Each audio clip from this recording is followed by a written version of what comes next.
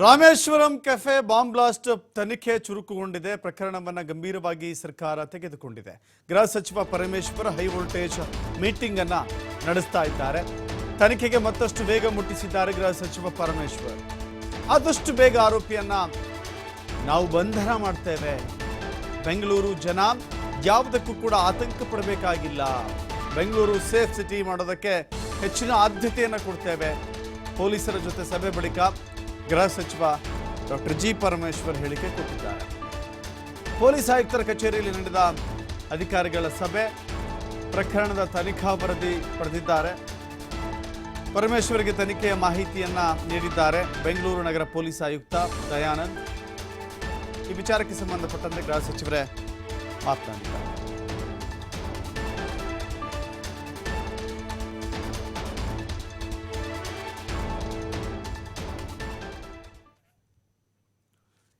ಇವತ್ತು ಬೆಳಗ್ಗೆಯಿಂದ ಗೃಹ ಸಚಿವ ಜಿ ಪರಮೇಶ್ವರ್ ಪೊಲೀಸ್ ಆಯುಕ್ತರ ಕಚೇರಿಯಲ್ಲಿ ಹಿರಿಯ ಪೊಲೀಸ್ ಅಧಿಕಾರಿಗಳ ಜೊತೆ ಒಂದು ಸಭೆಯನ್ನು ನಡೆಸಿದ್ರು. ಸಭೆಯಲ್ಲಿ ಅನೇಕ ಮಾಹಿತಿಗಳನ್ನು ಪಡೆದುಕೊಂಡಿದ್ದಾರೆ. ಈಗ ಆ ವಿಚಾರಕ್ಕೆ ಸಂಬಂಧಪಟ್ಟಂತೆ ಅವರೇ ಮಾಹಿತಿಯನ್ನು ಹಂಚಿಕೊಂಡಿದ್ದಾರೆ. ಸಭೆ ಬಳಿಕ ಮೊನ್ನೆ ನಡೆದಂಥ ಬಾಂಬ್ ಬ್ಲಾಸ್ಟ್ ಕೇಸ್ನಲ್ಲಿ ಅದಕ್ಕೆ ಸಂಬಂಧಪಟ್ಟಂಥ ರೀತಿಯಲ್ಲಿ ಇವತ್ತು ಹಿರಿಯ ಅಧಿಕಾರಿಗಳು, ಡಿ ಜಿ ಅವರು, ಕಮಿಷನರು ಮತ್ತೆಲ್ಲ ಡಿ ಸಿ ಪಿಗಳು, ಅಡಿಷನಲ್ ಸಿ ಪಿಗಳು ಎಲ್ಲರ ಸಭೆಯನ್ನು ಕರೆದಿದೆ. ಇಲ್ಲಿಯವರೆಗೂ ಏನೆಲ್ಲ ನಡೆದಿದೆ ಅದನ್ನು ಚರ್ಚೆ ಮಾಡಿ ಇವತ್ತು ಮುಂದೆ ನಾವು ಏನು ಮಾಡಬೇಕು ಅನ್ನತಕ್ಕಂಥ ವಿಚಾರಗಳನ್ನು ಕೂಡ ಚರ್ಚೆ ಮಾಡಿದೆವು. ನಮಗೆ ಇಲ್ಲಿವರೆಗೆ ಯಾರು ಆ ವ್ಯಕ್ತಿ ಬಂದಿದ್ದ, ಅವನು ಬ್ಯಾಗ್ ಇಟ್ಟು ಹೋಗಿದ್ದಾನೆ, ಇದೆಲ್ಲ CCTVನಲ್ಲಿ ಕ್ಯಾಪ್ಚರ್ ಆಗಿರ್ತಕ್ಕಂಥದ್ದು. ಅದನ್ನು ಲೀಡ್ ತಗೊಂಡು ತನಿಖೆಯನ್ನು ಅವತ್ತೇ ಪ್ರಾರಂಭ ಮಾಡಿದ್ದಾರೆ. ಈಗಾಗಲೇ ಅನೇಕ ಗುಂಪುಗಳನ್ನು ರಚನೆ ಮಾಡಿ ಎಲ್ಲ ಆ್ಯಂಗಲ್ನಲ್ಲೂ ಕೂಡ ತನಿಖೆಯನ್ನು ಮಾಡ್ತಾ ಇದ್ದಾರೆ. ಬಹಳ ಪ್ರಾಮುಖ್ಯವಾದಂಥ ಕೆಲವು ಕುರುಹುಗಳು ಸಿಕ್ಕಿದ್ದಾವೆ. ಅದನ್ನು ಉಪಯೋಗ ಮಾಡಿಕೊಂಡು ಆದಷ್ಟು ಶೀಘ್ರವಾಗಿ ಅವರನ್ನು, ಆ ವ್ಯಕ್ತಿಯನ್ನು ಅರೆಸ್ಟ್ ಮಾಡ್ತಕ್ಕಂಥ ಕೆಲಸವನ್ನು ಪೊಲೀಸ್ ಮಾಡುತ್ತೆ.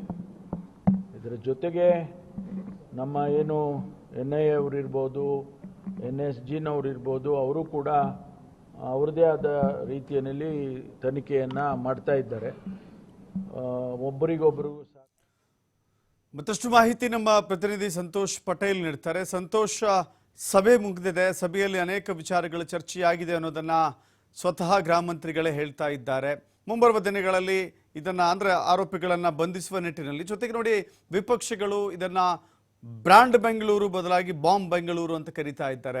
ಬ್ರ್ಯಾಂಡ್ ಬೆಂಗಳೂರಿನ ವ್ಯಾಲ್ಯೂವನ್ನು ಉಳಿಸಿಕೊಳ್ಳೋದು ಕೂಡ ಬಹಳ ದೊಡ್ಡ ಸವಾಲು ಅಂತ ಕಾಣಿಸುತ್ತೆ. ಈ ನಿಟ್ಟಿನಲ್ಲಿ ಏನೆಲ್ಲ ಚರ್ಚೆ ನಡೆದಿದೆ, ಏನೆಲ್ಲ ತೀರ್ಮಾನಗಳನ್ನು ತೆಗೆದುಕೊಳ್ಳಲಾಗಿದೆ? ಸಂತೋಷ್, ಕನೆಕ್ಟ್ ಮಾಡಿಲ್ಲ.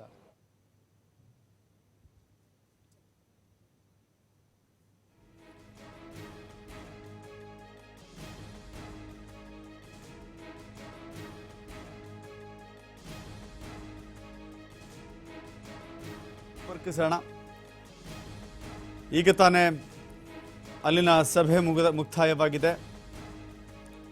ಮತ್ತೆ ಸಂಪರ್ಕಕ್ಕೆ ಬಂದಿದ್ದಾರೆ ನಮ್ಮ ಪ್ರತಿನಿಧಿ ಸಂತೋಷ್.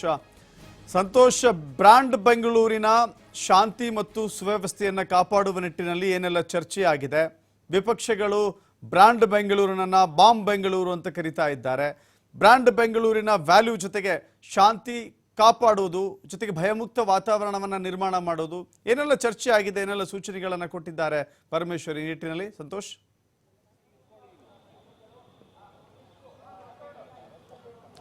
ದಶರಥ್, ಪ್ರಮುಖವಾಗಿ ಇವತ್ತು ಗೃಹ ಸಚಿವರು ಏನು ನಗರ ಪೊಲೀಸ್ ಆಯುಕ್ತರ ಕಚೇರಿಯಲ್ಲಿ ಡಿಜಿ ಅಂಡ್ ಐಜಿ ಆಯುಕ್ತರು ಸೇರಿದಂತೆ ಎಲ್ಲ ನಗರದ ಹಿರಿಯ ಅಧಿಕಾರಿಗಳನ್ನು ಕರೆಸಿ ಸಭೆಯನ್ನು ನಡೆಸಿರುವಂಥದ್ದು. ಸಭೆಯಲ್ಲಿ ಪ್ರಮುಖವಾಗಿ ಬೆಂಗಳೂರು ನಾಗರಿಕರ ಯಾವುದೇ ರೀತಿಯ ಆತಂಕಗಳಿರಬಹುದು, ಬೆಂಗಳೂರಿನ ಹೆಸರು ಎಲ್ಲೂ ಕೂಡ ಅಂತಾರಾಷ್ಟ್ರೀಯ ಮಟ್ಟದಲ್ಲಿ ಹಾಳಾಗಬಾರ್ದು, ಈ ಕಾರಣಕ್ಕೆ ಬೇಕಾಗಿರುವ ಎಲ್ಲ ರೀತಿಯ ಶಾಂತಿ ವ್ಯವಸ್ಥೆಗಳನ್ನು ಕಾಪಾಡಿಕೊಳ್ಳಬೇಕು ಅನ್ನೋದನ್ನ ಈಗಾಗಲೇ ಸೂಚನೆಗಳನ್ನು ಕೊಟ್ಟಿರುವಂಥದ್ದು. ಅದಷ್ಟೇ ಅಲ್ಲದೆ ಏನು ಇಡೀ ಬೆಂಗಳೂರಿನಾದ್ಯಂತ ಯಾವಾಗ ರಾಮೇಶ್ವರಂ ಬಾಂಬ್ ಬ್ಲಾಸ್ಟ್ ಪ್ರಕರಣ ಆಗುತ್ತೆ, ಇದಾದ್ಮೇಲೆ ಮತ್ತೊಂದಿಷ್ಟು ಪೆಟ್ರೋಲಿಂಗ್ ಅನ್ನ ಹೆಚ್ಚಿಗೆ ಮಾಡಿರುವಂಥದ್ದು.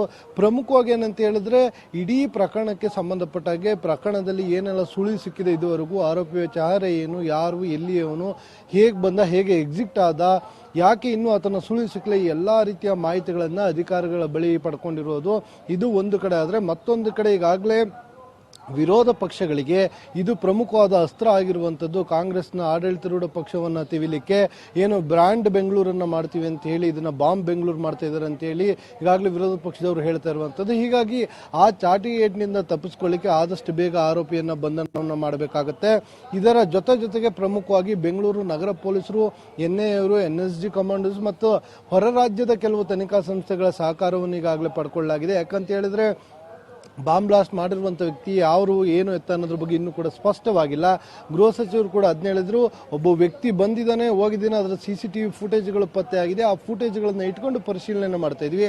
ಆದರೆ ಆತ ಓರ್ವನ ಇದ್ದಾನೆ, ಅವನ ಹಿಂದೆ ದೊಡ್ಡ ಗ್ಯಾಂಗ್ ಇದೆಯಾ, ಇಲ್ಲ ಅದೊಂದು ನಿಷೇಧಿತ ಸಂಘಟನೆ ಯಾವುದಕ್ಕಾರ ಸೇರಿರುವಂಥದ್ದು ಏನು, ಇವೆಲ್ಲ ಇನ್ನೂ ಮಾಹಿತಿಗಳು ಆತನದ ತನಿಖಾ ಹಂತದಲ್ಲಿರೋ ಹಿನ್ನೆಲೆಯಲ್ಲಿ ನಾವು ಏನನ್ನು ಹೇಳಲಿಕ್ಕೂ ಆಗಲ್ಲ, ಮತ್ತು ಇನ್ನೂ ಕೂಡ ಅದ್ರ ಬಗ್ಗೆ ನಮಗೆ ಸ್ಪಷ್ಟವಾಗಿ ಮಾಹಿತಿ ಇಲ್ಲ ಅನ್ನೋದನ್ನ ಸ್ಪಷ್ಟಪಡಿಸಿದ್ದಾರೆ. ಆದರೆ ಇದರ ಜೊತೆಗೆ ಬೆಂಗಳೂರಿನ ಜನ ಅವ್ರು ಯಾರು ಕೂಡ ಆತಂಕವನ್ನ ಪಡಬೇಕಾಗಿದ್ದಿಲ್ಲ, ನಮ್ಮ ಪೊಲೀಸ್ ಪಡೆ ನಿಮ್ಮೊಂದಿಗಿರುತ್ತೆ, ಯಾರು ಕೂಡ ಆತಂಕವನ್ನ ಪಡಬೇಡಿ, ಬ್ರಾಂಡ್ ಬೆಂಗಳೂರು ಅಂತ ಏನ್ ಹೇಳಿದ್ವಿ ಅದನ್ನ ಅಷ್ಟೇ ನಾವು ಹೇಳಿದ ರೀತಿಯಲ್ಲಿ ಸಮರ್ಥಿಸಿಕೊಂಡು ಅದಕ್ಕೆ ಬೇಕಾಗಿರುವಂತಹ ಎಲ್ಲ ನಾವು ಭದ್ರತೆಯನ್ನು ಕೊಡುವ ಕೆಲಸವನ್ನು ಮಾಡ್ತೀವಿ. ಅದಕ್ಕಾಗಿ ಇವತ್ತು ಈ ಸಭೆಯನ್ನು ಕರೆಯಲಾಯಿತು. ಸಭೆಯಲ್ಲಿ ಎಲ್ಲ ಚರ್ಚೆಗಳನ್ನು ಮಾಡಲಾಗಿದೆ, ಒಂದಿಷ್ಟು ಇನ್ಸ್ಟ್ರಕ್ಷನ್ಗಳನ್ನು ಕೊಡಲಾಗಿದೆ. ಆದಷ್ಟು ಬೇಗ ಇದರ ಆರೋಪಿಯನ್ನ ಬಂಧನಕ್ಕೆ ಬೇಕಾಗಿರುವ ಎಲ್ಲ ಸಿದ್ಧತೆಗಳು ಕೂಡ ನಡೀತಾ ಇದೆ. ಮತ್ತೆ ತಂಡಗಳು ಒಂದು ತಾಂತ್ರಿಕ ಆಯಾಮ ಇರ್ಬೋದು, ಬೇರೆ ಬೇರೆ ಆಯಾಮಗಳಲ್ಲಿ ಈಗಾಗಲೇ ಹಿಂದೆ ಬಾಂಬ್ ಬ್ಲಾಸ್ಟ್ ಪ್ರಕರಣಗಳಲ್ಲಿ ಬಂಧನಕ್ಕೆ ಒಳಗಾಗಿರುವಂತಹ ಶಂಕಿತ ಆರೋಪಿಗಳೇನಿರ್ತಾರೆ ಅವರಿರ್ಬೋದು, ಟವರ್ ಡಂಪ್ ಮಾಡೋದಿರ್ಬೋದು, ಅನಾಲಿಸಿಸ್ಟ್ಗಳಿರ್ಬೋದು, BMTC ಬಸ್ ಓಡಾಟವಾಗಿರುವಂಥದ್ದು ಇರ್ಬೋದು, ಮತ್ತೆ ನಗರದ ಗಡಿ ಭಾಗಗಳಲ್ಲಿರುವಂತಹ CCTV ಫುಟೇಜ್ ಅಥವಾ ಹೇಗೆ ಎಸ್ಕೇಪ್ ಆಗಿರ್ಬೋದು ಅಂತ. ಸಾಮಾನ್ಯವಾಗಿ ಇಂತಹ ಪ್ರಕರಣಗಳಲ್ಲಿ ಬೈ ರೋಡ್ ಎಸ್ಕೇಪ್ ಆಗುವಂಥ ಸಾಧ್ಯತೆಗಳು ಜಾಸ್ತಿ ಇರುತ್ತೆ. ಯಾಕೆಂತ ಹೇಳಿದ್ರೆ ಟ್ರೈನ್ ಇಲ್ಲಾಂದ್ರೆ ಏರ್ಪೋರ್ಟ್ಗೆ ಹೋದ್ರೆ ಅವ್ನು ಹೋಗಿರುವಂಥ ಮಾರ್ಗ ಸುಲಭವಾಗಿ ತನಿಖಾಧಿಕಾರಿಗಳಿಗೆ ಇಲ್ಲ ಪೊಲೀಸರಿಗೆ ಗೊತ್ತಾಗುತ್ತೆ ಅನ್ನೋ ಕಾರಣಕ್ಕಾಗಿ ಅವರು ರಸ್ತೆ ಮಾರ್ಗವಾಗಿ ಇಲ್ಲಿಂದ ಎಸ್ಕೇಪ್ ಆಗುವಂತ ಸಾಧ್ಯತೆಗಳಿರುತ್ತೆ.